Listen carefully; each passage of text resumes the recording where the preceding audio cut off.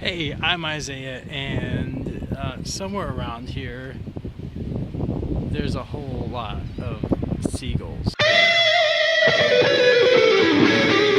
But I can't do anything about it, because way back in the year 1918, President Woodrow Wilson,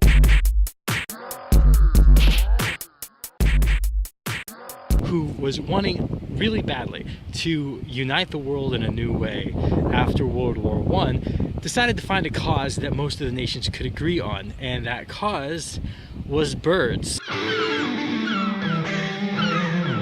See, in the early part of the 20th century, poachers were killing a lot of birds, like seagulls, and using their plumes for decoration. I'm so fancy, you already know. And this is something that a lot of people didn't like. They felt like it was bad for the birds, bad for the environment. And so in 1918, Woodrow Wilson and the United States entered into a treaty with the United Kingdom, the Migratory Bird Treaty Act of 1918, stating that any migratory birds, such as seagulls, that you couldn't hunt them and you couldn't kill them.